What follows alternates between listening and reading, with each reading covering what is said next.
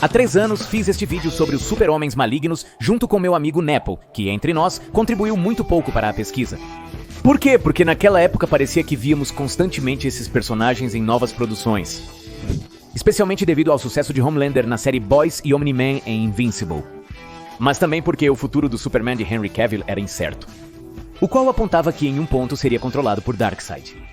Versões atuais como a de James Gunn, ou de séries como Superman, Lois e a bela Minhas Aventuras com Superman, sugerem que estamos nos distanciando deste artifício. Mas você tem certeza disso? Muitos parecem esquecer, mas tanto Superman e Lois quanto Minhas Aventuras com Superman incorporaram isso em sua primeira temporada. Uma narrativa sobre uma versão maligna do Superman de outro universo, sugerindo que os Supermans podem ser malignos. Continua sendo uma narrativa comum ao contar histórias do Superman. É por isso que, para não perder o rastro de todos eles, hoje trago para você uma bela, o que eu digo bela, uma linda, classificação taxonômica dos super-homens malvados para que possamos entendê-los melhor e acompanhar este fenômeno. Vamos começar. Primeiro, devemos nos questionar: como definimos um super-homem malvado? O mais simples é quando se trata de versões alternativas do Superman que cometeram vários atos malignos em suas histórias. Seja no universo principal da Detective Comics, em adaptações oficiais, ou em histórias alternativas de algum multiverso. Para muitos desses personagens, como Homelander e Omni-Man, que não fazem parte da Detective Comics, esse é o caso. Contudo, os reconhecemos como versões alternativas do Superman por terem poderes muito semelhantes e uma estética parecida. E que também ocupam um posto muito importante na hierarquia dos super-heróis do seu universo. Mencionarei alguns desses casos mais confusos por aí, mas por hora vamos deixar assim e começar com a classificação. Categoria 1, versões alternativas malignas. Escritores de quadrinhos perceberam que ter alguém com os poderes do Superman do lado do mal era extremamente atraente. Iniciaram a criação de versões alternativas do personagem para cumprir essa premissa. Esse é o caso de Bizarro, que surgiu em 1958. Vale esclarecer que este personagem inicialmente não era malvado, mas sim desajeitado. No entanto, aos poucos, outras adaptações e versões do personagem o levaram para o lado da vilania. Também temos o Ultraman, o Superman alternativo da Terra 3. Uma Terra governada por versões malignas dos heróis que já conhecemos e que são enfrentados pelo único herói de sua Terra, Alexander Luthor. O que também me parece um conceito muito interessante. Isso nos diz que sempre que existir um Superman, independentemente do seu lado moral, haverá um Luthor para enfrentá-lo. Eu também colocaria aqui as versões alternativas malignas que vimos em Minhas Aventuras com Superman, já que não temos muito contexto de por que essas versões são malignas em primeiro lugar, e os motivos pelos quais esses personagens se tornam malignos, em primeiro lugar, são muito importantes. Isso separa uma categoria de outra.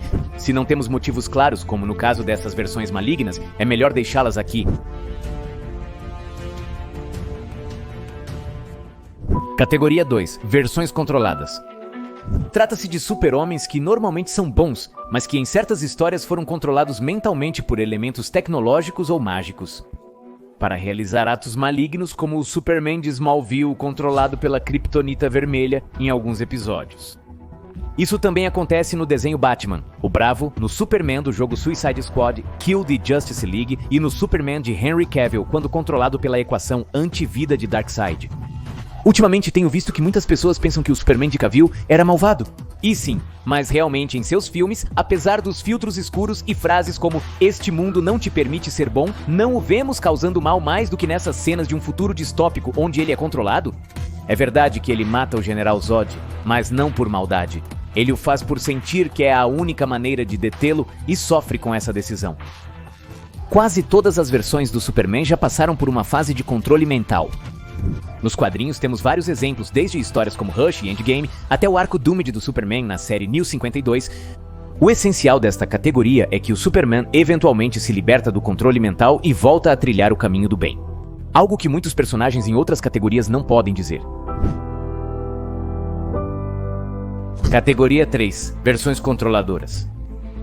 São versões do Superman que, em certo momento, concluem que o melhor para a humanidade é ser dominada por eles. São personagens que não respeitam mais a autonomia da humanidade e não confiam que tomaremos as melhores decisões para o mundo e para nós mesmos. O interessante desses personagens é que refletem uma extensão lógica do que pensamos que é o Superman. Ou seja, um Superman que se obceca tanto em proteger o mundo que acaba tirando nosso livre-arbítrio. É o caso do Superman de Injustice, que após perder Lois Lane e seu filho não nascido, Em um plano maligno do Coringa, decide adotar uma postura de maior autoridade na Terra, primeiro proibindo as guerras e eventualmente se mostrando sem reservas. Como um ditador fascista determinado a sufocar qualquer sinal de rebelião, ele inicia uma guerra contra o Batman e seus aliados. Nesta categoria também entraria o Superman do episódio da Liga da Justiça, onde decidem tomar o mundo para o nosso bem, sob o nome de Senhores da Justiça. Também inclui o Superman do quadrinho e do filme animado Zona Vermelha. Um que se obcecado com a ideia de conseguir um mundo perfeito de ideais comunistas, mas que aos poucos começou a cometer atos cada vez mais questionáveis na ânsia de proteger sua utopia, como por exemplo, lobotomizar aqueles que o traem e finalmente invadir os Estados Unidos. O Superman de Red Zone se assemelha ao de Injustice em vários aspectos, mas manteve suas características heróicas por mais tempo. Inicialmente, ele recusava-se a invadir os Estados Unidos, embora muitas pessoas vivessem na pobreza lá. O Superman queria que cada país o aceitasse voluntariamente como líder. O Black Adam às vezes comete atos malignos acreditando que será benéfico para os habitantes de Kahndaq. Por que consideramos o Black Adam como um Superman malvado? Porque em alguns pontos do cânone da Detective Comics, Shazam ou Capitão Marvel era considerado o Superman da Terra. Então, digamos que Black Adam é a versão malvada de Shazam, que é canonicamente uma versão alternativa do Superman. Vale ressaltar que esta é a minha interpretação do tema. Por favor, deixe nos comentários se esqueci algum personagem ou se você classificaria de outra forma. Estou lendo as respostas. Categoria 4. Versões colonizadoras. Trata-se de personagens que derivam daquelas histórias que consideram que uma raça tão avançada e poderosa como os kryptonianos certamente se dedicariam a colonizar e escravizar outros mundos. Por que nos parece uma extensão natural da cultura kryptoniana? Porque é o que a história do nosso mundo nos mostra. Mas além disso, em algumas adaptações, nos é dito que a cultura kryptoniana é tão antiga que passou por várias etapas históricas, algumas delas têm a ver com a colonização. Um caso muito emblemático desse tipo de Superman malvado encontramos no personagem de Omni-Man, que basicamente é um exército de um só homem que quer conquistar a Terra. Para o Império Viltrumita, um império que não é apenas poderoso, mas também está obcecado com a pureza racial. A tal ponto que em um momento de sua história realizou uma grande purga para eliminar a população mais fraca. Também há o caso de Brightburn, um jovem chamado Brandon, que teve uma criação semelhante à do Superman, mas em um ponto de sua história. A nave em que ele chegou à Terra implantou nele a necessidade de controlar o planeta. O filme não te diz muito sobre a civilização que enviou Brandon para a Terra, porém, diversos diálogos sugerem que se trata de uma civilização predatória. De fato, o Superman também possui uma história parecida, como na história em quadrinhos The Dark Side. O foguete de Kal-El cai em Apocalipse, então ele é criado para ser um arauto conquistador de Darkseid. Aqui também se encaixaria o Dark Superman, visto em Superman e Lois. Aqui eu incluiria uma subcategoria que mistura o Superman colonizador com aquele que nos domina para o nosso bem. E é que temos o caso do personagem Miracleman, que busca nos dominar para o nosso bem. Mas ele acredita que seu status divino lhe dá o direito de nos dominar. Vamos para a última categoria, que para mim é a mais maligna de todas. Categoria 5 versões, onde o contrato social... Para entender esse tipo de super-homens, primeiro temos que entender uma teoria chamada contratualismo. Segundo essa teoria, os seres humanos formam leis e acordos. Renunciamos a algumas liberdades pessoais em troca de segurança e bem-estar coletivo. Por que renunciamos a certas liberdades? Pense assim: se todos fizessem o que querem, ninguém viveria tranquilo, pois estaríamos constantemente preocupados com o que os outros poderiam nos fazer. De acordo com essa teoria, os seres humanos criam leis não por serem bons, mas porque é conveniente viver em um mundo com regras. Em vez de nos protegermos constantemente de pessoas mais poderosas, criamos o contrato social. Mas o que acontece se você for o ser mais poderoso do mundo? O que acontece se você tem certeza de que ninguém poderia te machucar, não importa o que façam? Nesse caso, o contrato social não se aplica. E temos personagens como Homelander, da série The Boys, que sempre faz o que quer e está certo de que sempre consegue o que deseja.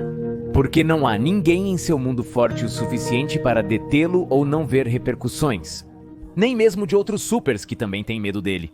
Mas muito antes de Homelander, Alan Moore já nos apresentava um personagem com traços semelhantes.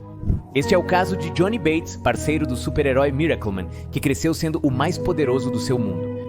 Uma experiência que gradualmente o transformou em um sociopata narcisista. Ao lado da animação também temos um representante, o Titã do filme Megamente, que abandonou qualquer senso de moralidade, ao perceber que era a pessoa mais poderosa do seu mundo.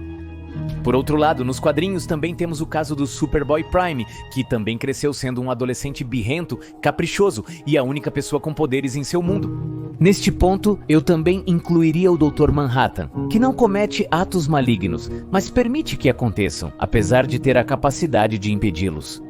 Como quando permitiu que o comediante matasse uma grávida. Ele não faz isso por maldade, mas a história mostra que o Dr. Manhattan já está muito distante da humanidade. Que esses comportamentos morais e até mesmo normas sociais cotidianas, como o ato de se vestir, já estão além dele. Logo, o contrato social não se aplica ao seu caso. Cada versão alternativa do Superman tem suas próprias motivações e história, mas uma análise detalhada revela algumas tendências e pontos em comum entre elas. É interessante que ao longo dos anos voltemos repetidamente para contar histórias com um Superman malvado. Não apenas em histórias alternativas, mas também em narrativas nas quais o Superman e seus aliados precisam impedir um futuro distópico ou uma realidade alternativa em que o Superman se torna maligno. Talvez isso aconteça porque o conceito de Superman como essa força altruísta e superpoderosa do bem nos parece completamente estranho. Por isso criamos esse tipo de personagens em um esforço para sentir esse conceito mais próximo e próprio. Além disso, o que seria mais aterrorizante que um personagem assim? Isso me leva ao próximo ponto. Essas narrativas não são ruins em si, pois existem ótimas histórias que envolvem esses personagens. O que está errado é pensar que este é o único enfoque válido para o Superman. E, acima de tudo, temos que considerar que a força delas não importa. Versões alternativas do personagem nunca realizarão os feitos do original, porque um conceito que é proposto é que o verdadeiro Superman é tão forte quanto precisa ser. E essa força e essa capacidade de quebrar limites que pareciam impossíveis não vem de sua herança kryptoniana, mas de seu desejo de proteger aqueles que ama. Algo que nenhuma outra versão do personagem tem. Mas se você se interessa pelo tema e quer explorá-lo mais a fundo, assista meu vídeo de 25 minutos. Meu amigo Nepo e eu falamos mais detalhadamente sobre a história de cada tipo de Superman com ênfase na minha perspectiva. Se chegou até aqui, garanto que vai gostar. Por hoje é só, sou G.O., o Monitor Geek. Continue vendo além do óbvio.